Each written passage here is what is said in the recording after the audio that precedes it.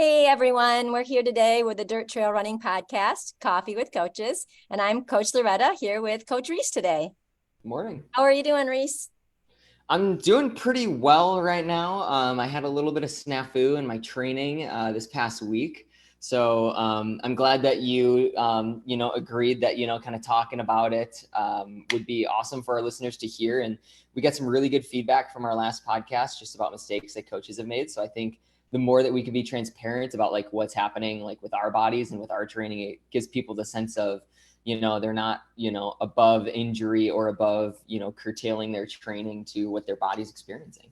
Right. So, Yeah, that's so true. That's so true. So today we decided to take this episode to kind of walk through Coach Reese's training and kind of his flare up that he's feeling. I think that, we look at as runners, we might call them a niggle or a flare up, or maybe it's an injury, so and kind of looking back and reflecting is a good way to try to figure it out so you avoid it in the future. I think like you said, it doesn't matter if we're an elite athlete, a back of the packer, or a middle packer. Our body doesn't know the difference, right? Injury, niggle, flare ups, they happen because we're doing a lot of us are putting a lot of miles on our body, and it's at some point we may have some issues. So thanks for being open and willing to share. So just let's talk a little bit about like what is bothering you. okay, so I have the infamous IT band flare up, and I think it's something that plagues a ton of endurance. Well, I know it's something that plagues a bunch of endurance athletes. Whether you're cycling, running, increasing your volume, increasing your intensity, whatever it is, most of us at some point in our lives are going to experience that IT band pain. And for those of you so lucky as to have never experienced it, a lot of times it can come as a tightness in the hips. You can also feel like a really good sense of tightness or even like tenderness on the lateral side of your leg or the very outside. Kind of imagine from your pockets straight down all the way to your knee. For a lot of us, it can manifest as a tightness in the lateral part of the knee itself or the outside of the knee. For me in particular, the way that my IT usually flares up is I'll feel some tightness in my hips, as well as I'll get this clamping sensation on the outside of my left knee. So that actually flared up Tuesday morning to the point where I had to take the day off. And for anybody that knows, like, my weekly structure, Tuesdays and Thursdays are pretty sacred. I like to wake up early, go for a 20-mile run, and then get home and program for all my athletes and things like that. And it's a routine that I love. And I get my training in, I get my long runs in those days. And us endurance athletes know that long run day is kind of sacred. So for me to call off on a long run day, I was in a lot of pain. In fact, the night previous, so Monday night into Tuesday morning, I actually felt some tenderness that actually woke me up during the night. So my sleep was kind of compromised. Like it just wasn't a good situation. I got up, I could barely like bend my leg past a slight angle without it hurting. So I was like, you know what? Like the type A personality, the go get them, the pain is only in your head type of thought process that happens in my head, kind of took a back seat. And I think that, for me, it took a lot of like growth over the past couple of years to understand that like, hey, if I'm hurting this much, like my body needs some downtime. It doesn't need to be beaten into submission and go forth with something that it's not prepared to. So I have no races anywhere close on the calendar right now. I'm really just kind of building up my volume, training to train, so that way I can develop a good base and hit the fall season pretty hard. So that's kind of the background. Tuesday I had to take off. It's my religious, Tuesday long run. So that just kind of made the day feel pretty weird, honestly. Like I felt like my routine was just shaken up, and I'm a very routine oriented person. That's how I get all my obligations and duties and passions done during the day. So that's what happened just in the past Okay. couple of days. All right. So I love it that you listen to your body. I mean, that's a huge thing that I talk to all my athletes about is, when something's not feeling right, you listen to your body. I mean, it's trying to tell you something. And you're right. It's super hard to do it. Even as coaches, it's like, okay, I've got to do what I'm also telling my athletes, but it's really hard, right, to take that downtime. So first, I have one question, because this is something that comes up a lot from athletes, is if they miss a workout for some reason or another, they always want to continue to make up workouts, even adding miles today to the days of the week. So let's say you had 20 miles, are you going to try to make that up this week? Are you going to add it to other parts of your week? I had this grand plan of like getting my mileage up pretty high and then holding it for a while. And you kind of just have to roll with the punches and understand that like, hey, my weekly total isn't going to be quite as high as usual. But it's the consistency piece that's the most important over the long term. So like I'm planning for months down the road right now. So if I can take 1 or 2 days off right now, so that way I have like the next couple months of awesome recovery and awesome running, that is game on, as opposed to if I would have gone out on Tuesday, who knows, it might have like sent my IT into a downward spiral that lasts a couple weeks, Yeah. And I'm actually really happy to say right now it's Thursday. I got out for my long run on Thursdays. I'd say it's like 95% better. So it's definitely more of an acute type of injury where it comes on quick. It's short to last and it gets better pretty quick, as opposed to like a chronic injury that lasts for several weeks, if not several months. So when these type of things come on quick like that and kind of out of the blue, you definitely want to treat it with good rest, good recovery, so that an acute injury doesn't turn into a chronic injury. Because say if you don't take a couple of days rest right now, like who knows, the next couple of weeks or couple months could be compromised in your training, and that's what's going to make the bigger performance, not the one run missed on Tuesday. For sure, like cut your losses now, and then it'll pay off later. So. And that's kind of, something that's wrestling around in my head is my type A personality says like, oh, hey, I wanted to get 100 miles in this week of running, and it's not going to happen. Like, if I go on with what I was planning on doing during the week, it's like, I'm only going to hit like 80 then, so, but whatever, because I took that day off. I feel a heck of a lot better. And I'm really excited too, to share with the listeners, like what I did in the past 2 days that really helped my IT band. Because I think there's a lot of people that take IT band injuries and they try to self-remedy them in a way that's not necessarily optimal. Okay. So I'm glad, I'm excited to get into that. But I do think that for the listeners, just kind of detailing my past couple of weeks in training and what my body has felt like is kind of the most important piece, because that's, everything that's everything except the tip of the iceberg. The tip of the iceberg is just the IT band flaring up, but there's a lot of things that happened in the weeks beforehand that probably led to the flare up. Yeah. So now you have me intrigued. Like, are there things that you've changed in your training over the last couple of weeks that you think might have led to this, or what's going on with your training? Tell us a little bit about it. Yeah. So no, I think what it comes down to is ramping up just a little too quick, a little too soon after Kettle.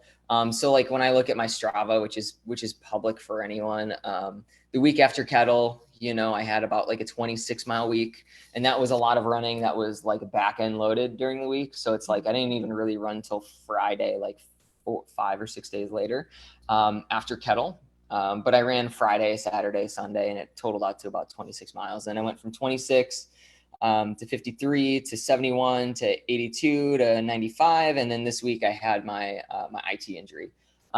So, and those are just raw numbers. But when you think about it in terms of percentages, my training went from, it went from pretty much, what would have been only 20% of my typical weekly mileage in the weeks preceding Kettle. The weeks preceding Kettle, I was holding between like 80 to 100. So my recovery was only about 6 days of no running. I did a little bit of cycling, a little bit of walking, a little bit of mobility and stuff like that. But of course, after a 100-miler, like probably should have taken some longer time off after that.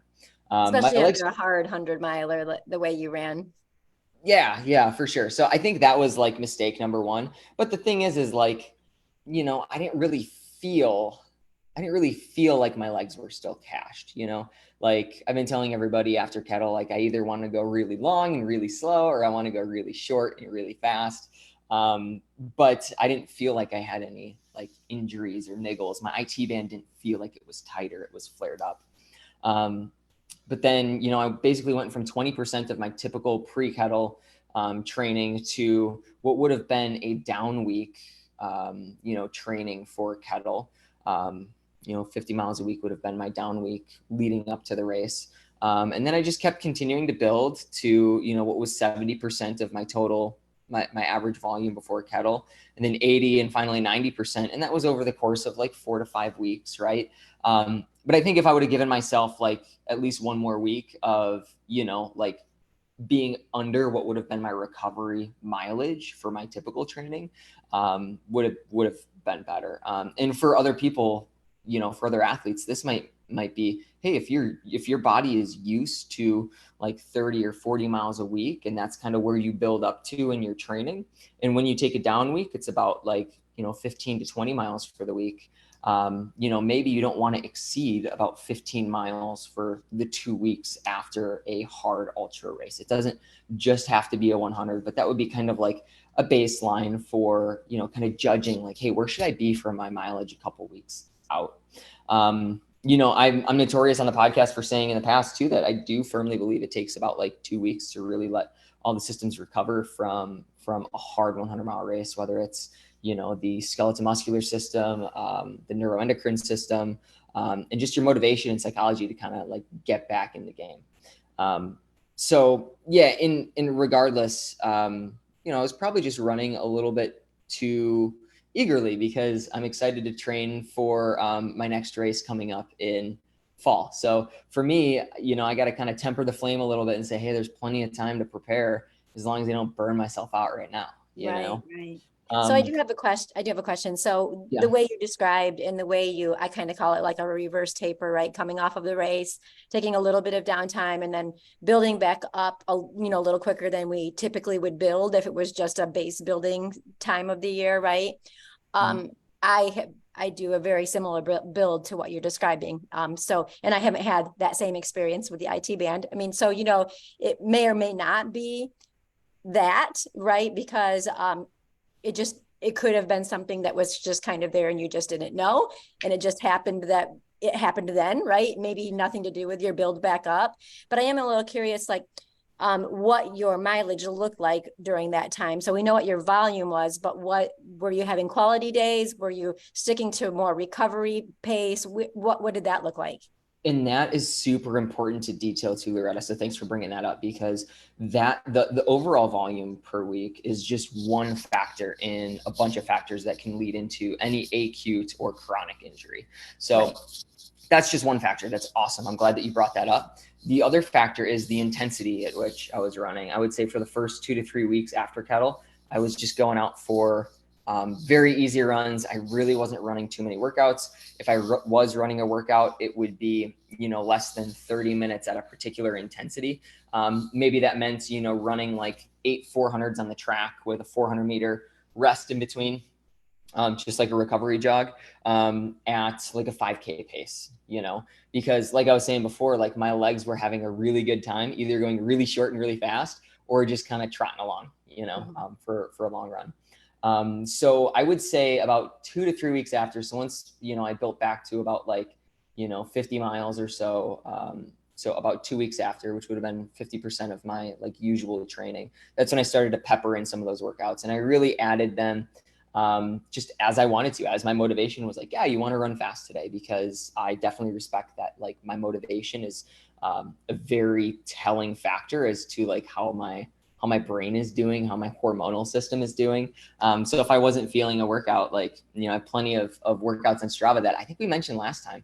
I call workout bailouts, where it's like, like I'm excited about running a workout, but then, when it comes time to run the workout, my brain's just like, nah, you don't want to do it. Or maybe my legs are heavy and they're like, nah, you don't want to do it. So I try to give myself grace and just say, you know what, as long as I can get out there and collect some heartbeats for whatever time I have, that's awesome.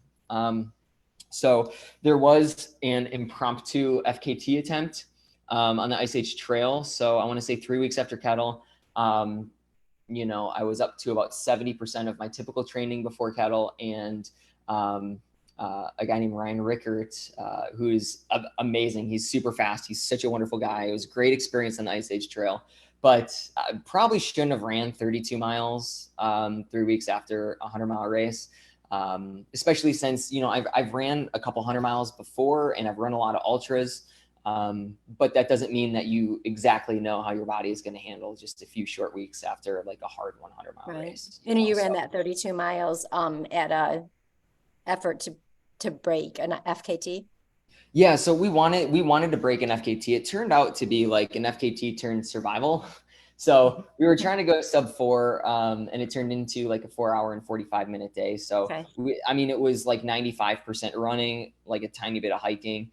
And at that point, I want to say like just after that, like I could feel that my hips were starting to get like a little tight, Mhm. So, and it just turned out to be one of those tightnesses that, was like, wake up, kind of shake it around a little bit, like it kind of loosens up, like, no big deal. Yep. But the Yep. thing is that happened day after day after day, Yep. So it's like I Yep. wake up one day, it's a little tight, it shakes out, I'm fine, I do all my running, and then I go to bed and I wake up the next day, it's a little tight, I shake it out. So it was another like week and a half of that. So yeah, my volume is starting to increase. I didn't quite take the recovery I fully believe I should have taken, and then I started peppering in some intensity. I did another long run because I was excited about it, and my body felt pretty good. But during that run, I told Ryan, I was like, man, like I can still feel Kettle in my legs. I can tell that I either want to go fast or I want to go long, but it's really hard for me to go long and fast at the same time. Right. Right. Right. Yep. So I knew that I still had some kettle fatigue in my legs for sure. Right.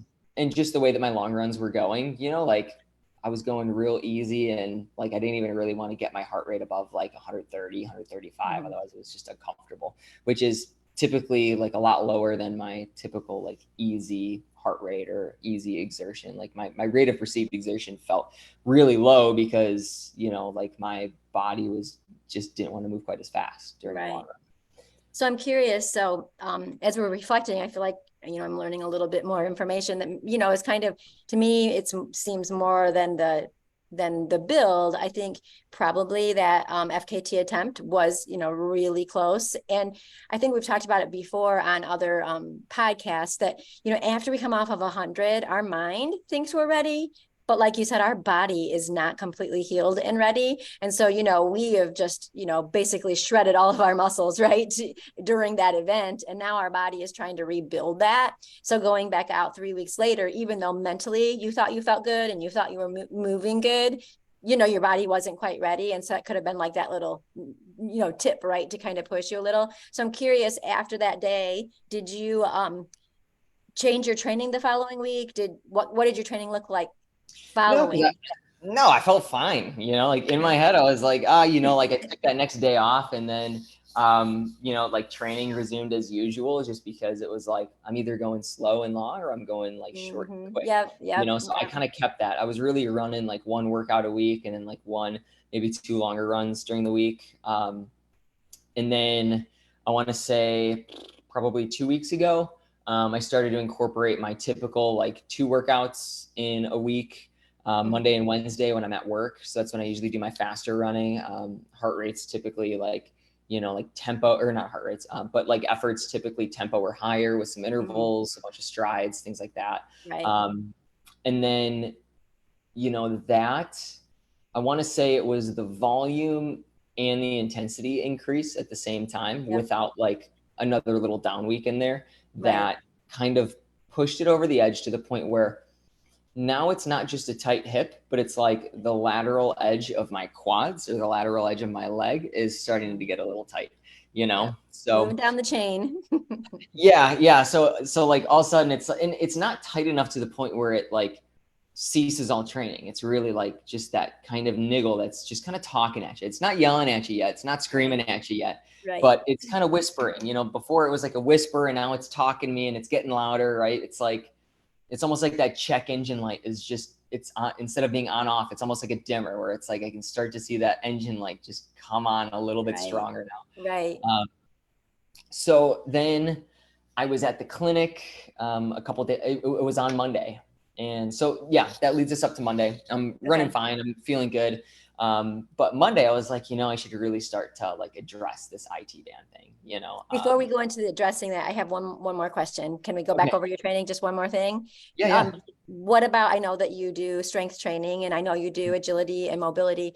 Were you bringing that back in, coming off of Kettle? Were those ancillary pieces in also? Yep. I was like, I have been slowing down on my strength training. Not that Okay. it's completely gone, but it's definitely more like maintenance based, Okay. Yeah. So instead of doing like 3 days a week, like 15 to 20 minutes at a time, doing, like squats and RDLs and balance things, now it's like, oh, if I got 10 minutes, I'll do this quick hip routine that like doesn't really like jack my heart rate up. It's not Mm-hmm. like a strength building exercise, excuse Mm-hmm. me, but it's more of something to just keep the muscles of my legs kind of working in all Okay. directions. Running is so forwards backwards, so our forwards backwards muscles get really strong, that our sideways hip muscles and then our rotational hip muscles don't get any attention just because we're going just forwards backwards. Right. Right. So I Same have for a me. couple, yeah, I have a couple brief exercises that I do that work the rotational component of the femur, work the sideways or ab and adduction of the femur, things like that. I mean, I could do them all day long and I won't get sweaty, so it's Mm-hmm. really light type of activation things. Right. And the Right. reason why Okay. I'm doing that is just to build a little bit of space for my body to be recovering Mm-hmm. from that increased volume. So Right. now that Right. we're in the middle of the year, I want to start strength training more like an endurance athlete Mm-hmm. instead of in the wintertime. I was strength training more to like to build a little bit of muscle and then ultimately to build a little bit of power Mm-hmm. afterwards. So, I rather not like push the strength training too Yep. much because I want to spend the summer months here pushing my endurance. Right, absolutely. I was just wondering if you had incorporated it back in, after your race. And so then I Slightly. also, before we go into like kind of what you did for fixes, so this is a coaching podcast. So, I think some of the stuff you're describing is some of the reasons I've had a coach because I'm really great at coaching other people, but myself sometimes I push myself harder than I would anybody else, right? And so it's hard for me to analyze and step back and go, oh yeah, that FKT that felt fine. I'm just going to go right ahead with my training. I mean, that's just my very same personality that you have, I think, as far as being really type A and driven and going to keep going. So what, like, if as a coach, what would you have told your athlete at that point that maybe you didn't tell yourself? Okay, that's awesome. So I think I think for me, I'm really good at bringing up those topics in my training. I'm not good at listening to myself though, Yes. So like I brought up in my head, like, yeah, like maybe that's not a good idea. It doesn't really like build into what I want to do for the rest of the year. Like the FKT and everything, but right, like you're rolling on the high of, like a nice race performance. You're rolling on the high of like wanting to be with the community and run with people you've never run before. You feel honored that people are asking you to do different things. I never felt obligated, but a lot of people I know can feel obligated to attend certain things because of people that are going to be there, right? Right. So I think for me it was more of like, I know this is probably not the best idea, like, but I'm having a lot of fun and life is short, and let's just Yeah. we'll figure it out if something happens. So I think I do a really good job at bringing up these conversations in my head. I don't feel like I do a good job at actually taking them seriously, Right. because the human body can only do so much, and we got to build, we got to build strength for the big things that we really want to do Right. during the year Right. too. I'm a firm believer that you can either do a lot of races, with mediocrity, or you can do a handful of races, or you can do a few races, and really push yourself and perform. And Agreed. I Yeah. feel like we see that in the ultra running space more and more now. It was a lot more common, like back in Carl Meltzer's day, to be running 7, 8, 900 milers in a year. And I think now that the sport has evolved, it's really running 2, maybe 3 hard 100 milers, and then using some other training to prepare you for those. So that way your body can recover, and that way you can build, and that way you can like actually get like good performance out of yourself. Right. And So longevity in the sport, right? I mean, by allowing yourself time to recover, it's going to help you with longevity in the sport, I think. yeah, for sure. So I mean, to go back to your, I know I'm good at tangents here, but to go back to your original question, I think what I would have told myself is, you know what I did tell myself is, hey, does this build into this goal that you want? No, but it builds into me getting to know another person, being on the trail that I love, right? All that stuff. So if I was a coach, I would have told my athlete, like, hey, here are the pros and cons, the risks, the rewards. Like, choose as you will. Like, I'm a firm believer that like my athletes have the ultimate say in what they do. Absolutely. Like I can't tell people what to do or what not to do, but I will be that voice in the back of your head that gives you the pros and cons and gives you the tools so that way you can make an informed decision. So I feel like I did a good job at informing myself of the decision, but I did feel like it wasn't like in the favor of performance for the latter half of the year. It was in the favor of getting out and just loving to be outside and pushing myself. Right. So yeah, I mean, that's just how it is. And you suffer the consequences. And, like, I don't think my training has been completely derailed by this. Right. Absolutely. As opposed to I've had chronic problems that, last months, and that can really be a bummer. But I do think that, when these things pop up, when you do start to notice them, and especially once they hit that tipping point where you do actually have to take a hard day off, you definitely need to reevaluate things and take each day tentatively. Like, don't think like I have this weekly plan, I have to stick to it. You got to think to yourself, I will do this run, but on the contingency that like I feel good, Right. And I think another thing to think about, I truly believe a lot of ultra runners have a pretty high pain tolerance. So sometimes if we have something that's bothering us, it might be a little bit more significant than we even realize, because we have built up this tolerance for pain that we're able to go over a threshold that maybe a typical person might not, so then we're pushing a little bit beyond even more, not knowing that it is really more significant. Yeah, for sure. And a lot of us too have backgrounds that just further amplify that. Like, people that are in the military, people that have been in other sporting endeavors. I come from a skateboarding background, and it's one of those things where it's like, the best athletes in skateboarding aren't always the most skilled. They're just the ones that are willing to take the risk and, and put aside any bodily pains that you might have. So there's a difference though in, putting up with some sort of pain and then having that pain follow you even into the days when you're not running or whatnot. Because if you're experiencing a running related pain that's impacting your quality of life, say with my IT band, like, if somebody else who is a father or a mother that has kids that needs to bend down on the ground and play with them on the ground, whatever it is, or maybe your work has you bending over and picking up a lot of things, like, would have been seriously impacted. I'm on my feet all day at work. I'm getting up and down off of the floor at work, but I have the luxury of being able to, modify how I get up and down off the ground to kind of avoid that IT pain. I have the luxury of, being moving all day, which definitely helps like recovery and whatnot.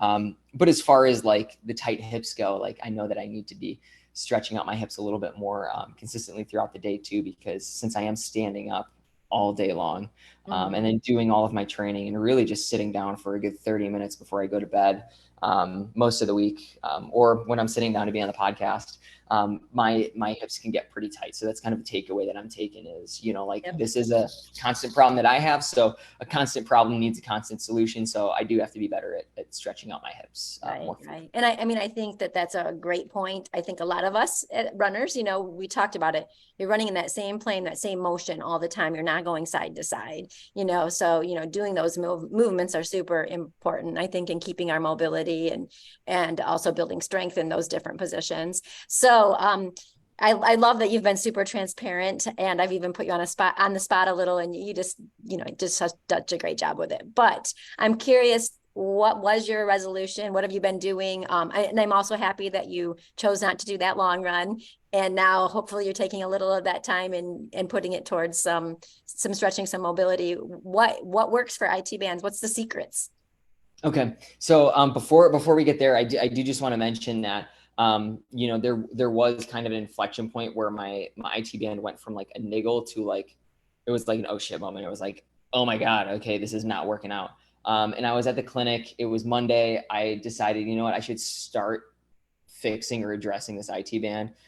So I got into a stretch on my left side that was uncomfortable. It did not feel good, but I thought to myself, like, oh, just push through it. It's fine. Like, you'll get over it. No worries. That skateboarding background, skateboarding mentality, just, like just crush it type A, like get into it and just hold the stretch. And, like reflecting on Monday, it's like, the body can't be beaten into submission. I ended up holding a stretch on my left side for like 3 or 4 minutes or something like that. That was really uncomfortable with it. Definitely like set my alarm bells going off of like, oh God, this is painful, but then after that, I want to say it was like 10 or 15 minutes after coming out of that stretch. It was like it was 4 p.m. in the afternoon. Like I was in the second half of, my 12-hour day. And I had such a hard time getting up and down off the ground with people. It was ridiculous. And then it was that evening where I couldn't sleep because it was so painful. And then, Tuesday was so painful. Like I just get my long run. So I do believe that there's this whole background of mistakes in the past couple of weeks that have kind of primed this condition. But then on Monday, it was my lighting of the fire through trying to force my body into a position that it really doesn't like to be. So whenever I talk with people in the clinic, I'm always, very transparent about telling people like, hey, you want to get into a comfortably deep stretch. You want it to be deep. You want to feel the tension, but it should still be comfortable to the point where you could sit here all day if you wanted to. Because I am a firm believer the body shouldn't be beaten into submission. So makes me kind of a hypocrite. You do it to yourself. Here I am trying to beat my body into submission and it backfires on me. So that was just kind of the spark that lit that tinder of the past couple weeks, so to say. So when that happened, Monday evening, I knew to myself, like, oh, man, this is not good. I'm really hoping that I can just go to bed. It's a reset for my body. I wake up on Tuesday, I'm fine. Well, my alarm went off at 5 o'clock in the morning. Woke up my girlfriend, and then I ended up just turning it off and going right back to bed. So she was like, why did you have your alarm set for 5 if you didn't even get up to go and run? Because she knows if my alarm goes off, like I'm getting up and I'm going out. And I told her, I was like, my IT band hurt so bad. It was just a bad idea. So I did end up getting up and going. And when I walked out of the room and hobbled over to my computer to start like looking at my athlete programs and checking on emails and stuff like that, I couldn't even bend my knee that much. Throughout the day, it did loosen up just a tiny bit while remaining still completely uncomfortable. So there was a part of me that thought like, just get out there. It'll warm up. It'll be fine. It'll be okay. Right. But about 8 years ago, I went through bilateral knee tendonitis in my patellar tendons, with which I spent a couple of weeks telling myself, just go out. It'll warm up. It hurts now, but it won't hurt in a little bit. It's fine. Just whatever. And that turned into a couple year-long stint of having really achy knees to the point where I couldn't get up and down in a chair without excruciating pain. So I thought to myself, like, okay, you can just sit your butt down for a day. It's all good. And in that time, I spent a couple hours looking at my athlete logs. I started doing some chores that, I've been trying to get done for the past couple of days.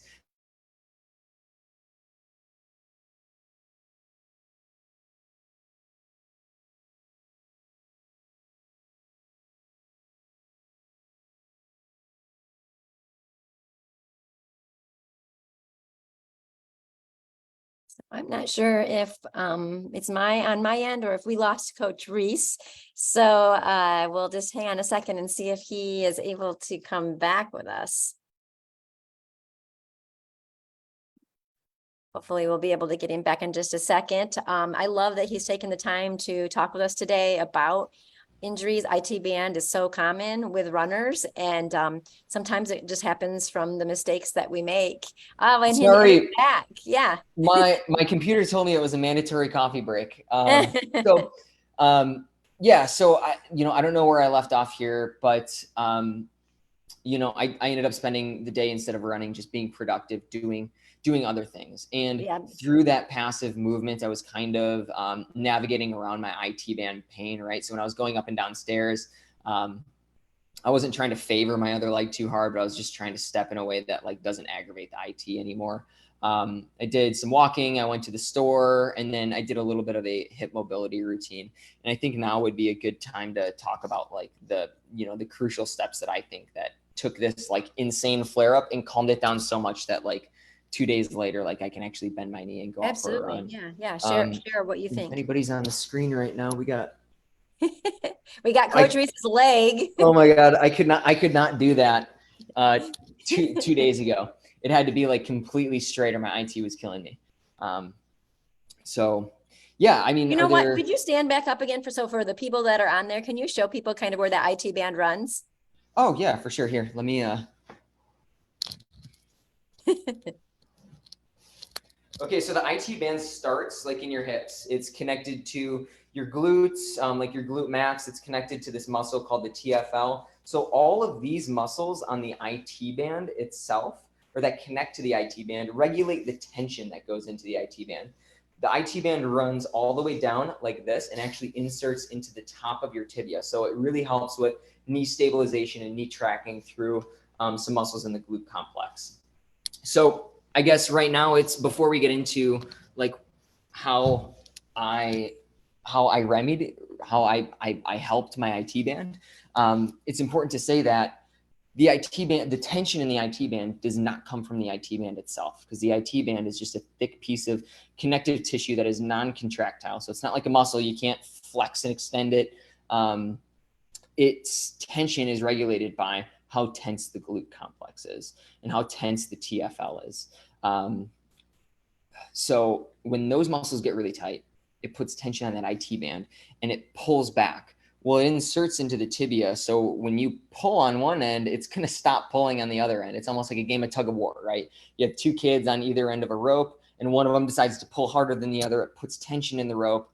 So, it's important to say that, because just like in that example, if you're trying to give this tug of war rope a little bit of slack, you wouldn't go up to the rope and massage the rope and say, like, there you go, let's give us some slack here. You would go to either end and say like, hey, let go of it. So I think in this anecdote, it's to say that, like, rolling directly on the IT band can give you some analgesic effect, which just means some pain reduction.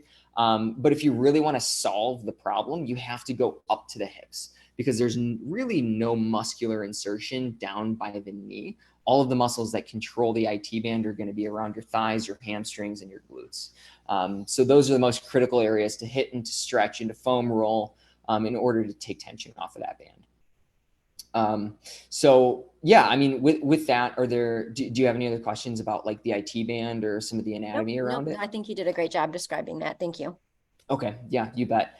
So some reasons that those muscles can get tight in the first place. Let's just take the TFL, which stands for tensa fascia lata, which basically the name of the muscle just means that like it regulates tension on the IT band. And then you have your glute max that feeds into the IT band as well. So what can happen is, for a lot of runners, if you all of a sudden increase your volume, your intensity, or even your incline, say if your body's used to about 1,000 feet of elevation gain per week, and you bump that up, like 50 or 100%, or 150, 200%, whatever it is.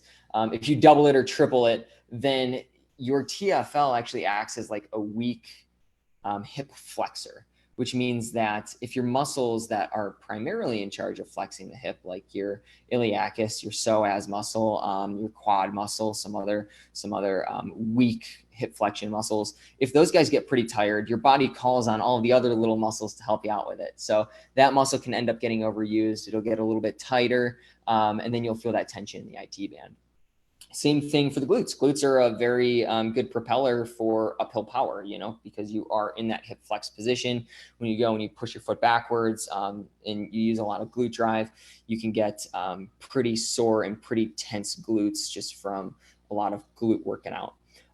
Sometimes too, like the tension just comes from like a lack of strength in the glutes. Say if your glutes aren't that strong and all of a sudden you're trying to go uphill a bunch or downhill a bunch, and your body wants to be using those glutes, but it can't because the strength isn't there. They kind of freak out. The brain tries to protect the area. It shortens the area down. It locks it up. And when it does that, it pulls on the IT band again.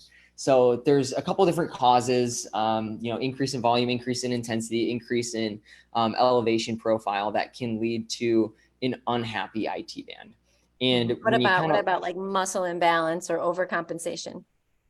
oh yeah, for sure. So that's just like another umbrella term for like a compensatory type of motor pattern is going to be one that like technically isn't one that the body really wants to use, but has just adopted. So that way you can navigate around some other inefficiency. So let's say,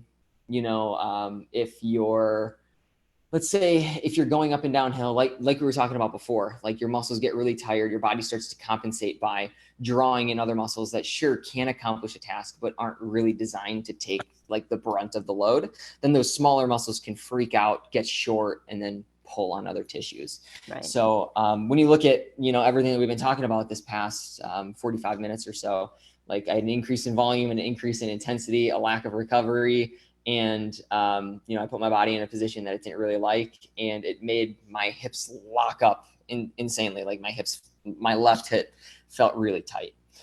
So that Tuesday, instead of going for my long run, I did some of those other chores. And what I did was I sat on the foam roller, and I chose not to foam roll my IT band because it was so inflamed. It just hurt more to like sit on it. So instead, I put the foam roller on my glutes, and I started foam rolling like my glutes, my hamstrings, my quads, things that are around the IT band and connect to the IT band. I then did some yoga stretching. I did some 90-90s. And for people that are unfamiliar with these stretches, these are very colloquial. You can go into YouTube and search 90-90 stretch, and you'll be able to find the position that I'm talking about.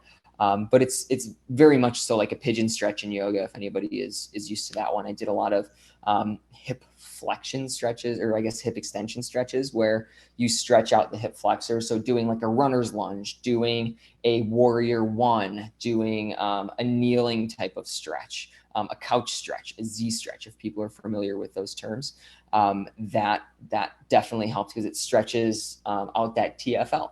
I did some where you sit down on the ground, you cross your legs, and then you twist your upper torso just to get some more TFL stretching. So after I did that, I noticed like a decrease in pain instantly. Like instead of not being able to bend my knee at all, I was now all of a sudden able to bend it slightly without that same level of pain. So I kind of knew that I was on the right path of like, okay, these stretches made it feel better. I should be doing these a lot more for sure. I have not gotten into that same stretch that initially pissed it off, for a lack of a better term.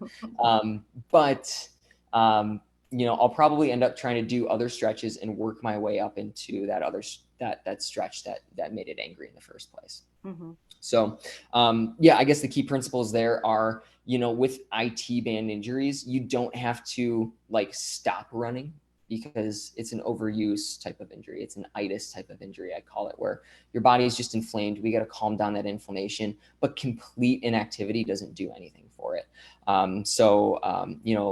Decreasing my running, cutting out a running workout, especially one that was harder, like a 20-mile long run, was I believe like the move to make. Increasing my mobility and my stretching, especially on those tissues that surround the IT band, was definitely a positive move because I got more range of motion. I could go to work and not be so inflamed, and go through my workday and not be so limited. And then the other one is just frequency with how much you stretch those tissues. So the body, especially with stretching and mobility, really likes frequency. It's not like strength training where you want to give your body a day or so of rest in between because you want to let the tissues, get stronger, repair, rebuild, regrow. Stretching is more like, if you want to tell the body that it should be able to have this range of motion, then you need to get there frequently during the day just to tell the body like, hey, we need this. Like, please give it to us. The more frequent a signal is to a body, the more it's going to get the signal of like, hey, like this is something that we should be able to do. So on Tuesday, as much as I could without interfering my workday, I do have responsibilities to patient care and to my coworkers for not just sitting in a 90-90 stretch or sitting in my hip stretches for the bulk of the workday. But if I could sneak in a minute here, a minute there, I do some standing like figure 4 stretches for the hips as well.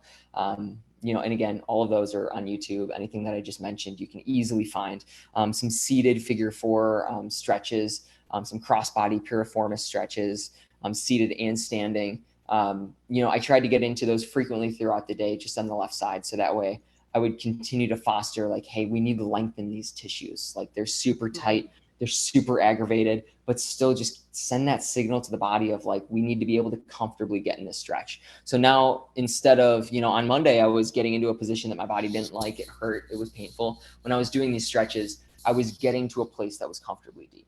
Since those muscles were really aggravated in the first place, it was not anywhere near where I could normally get into, right? So like, my range of motion in that stretch, I could feel that comfortable depth way before I would have normally been able to feel it, just because everything was so aggravated and tight. So, for anybody that's rehabbing from IT band pains, like you can't think to yourself like, oh, normally I can get into this depth of a stretch. You just got to think like, hey, what is your body telling you right now? What are you feeling? Don't force it. Find that comfortably deep stretch. Right. So now that leads us to, so that was on Tuesday, and now Wednesday, I felt a lot better. I mean, I felt really good. I want to say I was about like 80% better. I slept through the entire night. I woke up that morning. I did a short brief run, but I really stuck around close to the house just in case it like got aggravated again, because I was prepared and ready at any point to just call it quits and walk home. So I think with these injuries, like, sure, we want to go do those cool routes that take us way far away from the house, on our own legs, but sometimes you got to put the ego aside and just say like, hey, my body might not even be up to like a mile or two today, so I probably shouldn't get too far away from home. Just do loops around the neighborhood, so that way at any point I can call it, go home, and not have it ruin my day. Right. So after getting home, I then did some more stretching on my hips. I noticed that they weren't quite as aggravated. So I got to work early, about 10 minutes early. So during that 10 minutes, I laid on the ground and I did a little bit of a hip mobility routine. I call it a four-way clam progression. So the four exercises are going to be clams, and then reverse clams, and then you're going to do an adduction of your legs, and then you're going to clam, keep your knee upwards, and then do an internal and an external rotation. And I think maybe, like that's something that we can probably film for the Instagram or for the website. That would be a good adjunct to what we're talking about today. Right, sure. And we So also have started working with a physical therapist, Lisa Elsie, and she's doing virtual consults. So if we have anybody that is struggling with, issues, I actually have an athlete that has the IT band that's been whispering to her for a bit. And she just recently met with Lisa. And so now she's getting on track, as well. So that's another, if you want to meet with somebody individually, personally, and really learn, you can do that too. That's on our website. yeah. So long story short, the strengthening and the mobility that I was doing was just body weight, and it was just to feel those muscles out again. I ended up doing about 20 reps of each of those exercises on each side in succession. So I do everything on one side first, and then I move over to the other side after doing all four exercises. The hips felt pretty good, and then I did another couple minutes of stretching on them and continued to stretch yesterday as I could during the day. Sometimes that just means getting down for 20 seconds in a particular stretch while I'm standing, or if I find myself seated, just kind of like kicking up a foot, getting into that figure four, just kind of holding it for like 5 or 10 seconds and then bringing it back down.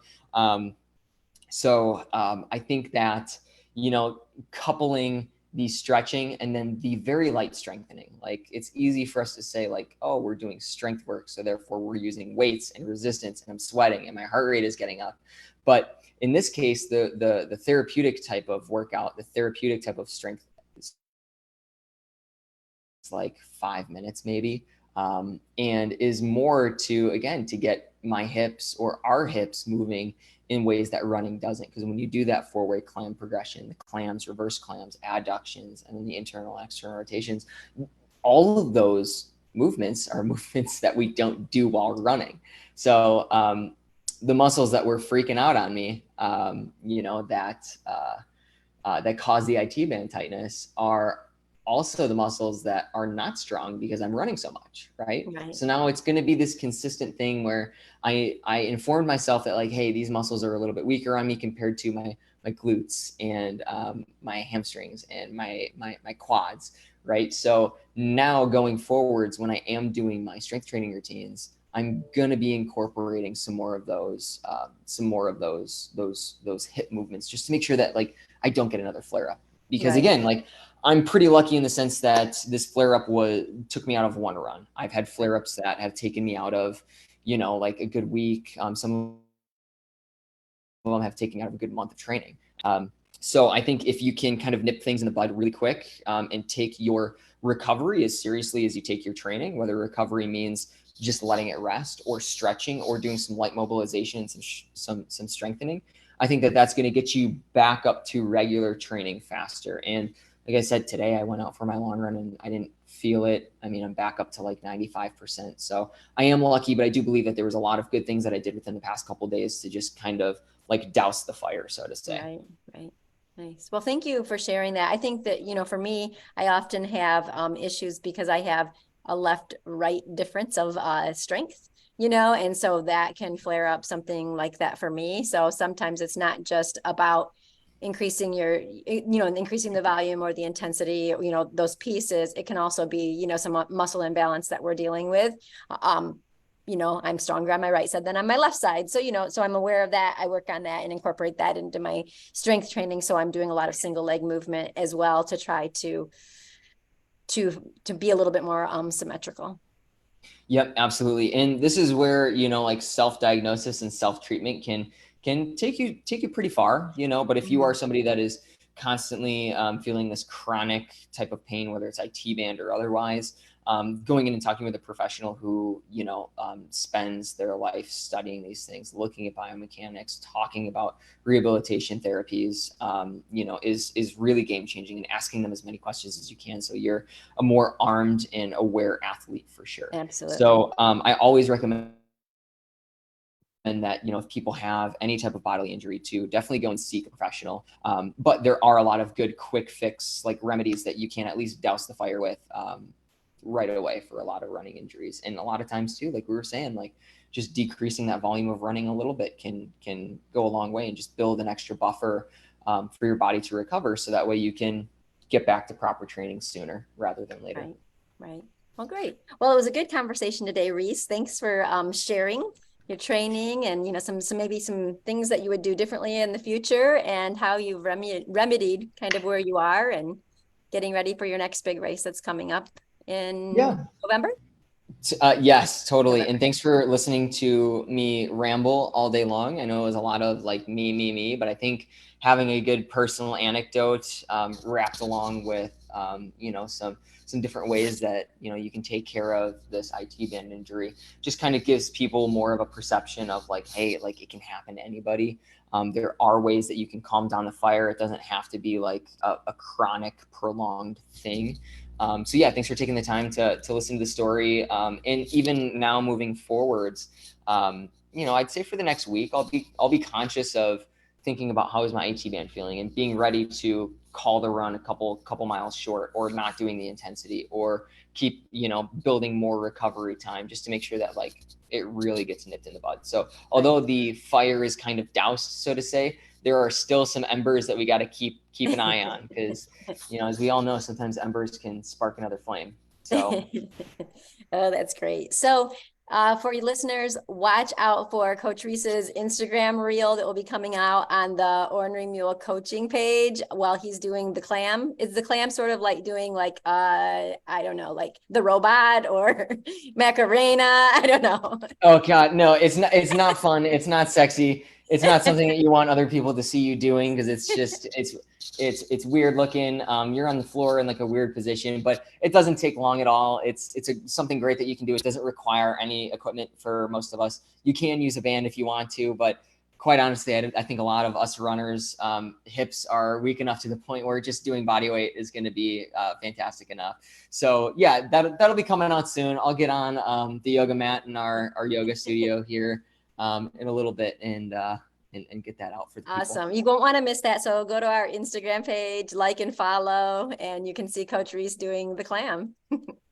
So thanks a lot for listening today. And it was great chatting with you, Reese. I'll see you again next time.